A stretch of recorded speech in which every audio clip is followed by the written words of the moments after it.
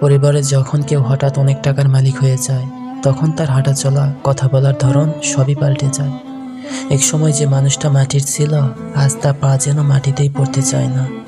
বড়লোক হওয়া কোনো অপরাধ নয়, কিন্তু সে আভিজাত্যের আড়ালে যখন নিজের রক্তের সম্পর্কগুলোকে নিচু করে দেখা হয়, তখন বুকটা ফেটে যায়। দামি গাড়িতে চড়ে যখন তারা আমাদের ভাঙা ঘরের সামনে দিয়ে যায়, তখন তাদের চোখ থাকে এক অদ্ভুত তাচ্ছিল্য। তারা ভুলে যায় একদিন আমরাই একই থালায় ভাত খেয়েছি, একই উঠোনে বড় হয়েছি। আজ তাদের ডাইনিং টেবিলে পদের অভাব নেই, অভাব শুধু একটু মন খোলা হাসির আর এক ফোঁটা আন্তরিকতার। তারা ভাবে টাকা দিয়ে সব কেনা যায়, কিন্তু তারা জানে না টাকা দিয়ে হয়তো মানুষের সময় কেনা যায়, কিন্তু কারো দোয়া বা প্রকৃত সম্মান কেনা যায় না। হৃদয়ের দান করুক আল্লাহ সেসব মানুষদের, যেসব মানুষগুলো হুটহাট করে অনেক টাকার মালিক হয়ে গেলে নিজেকে অনেক বড় কিছু মনে করে। ধন্যবাদ।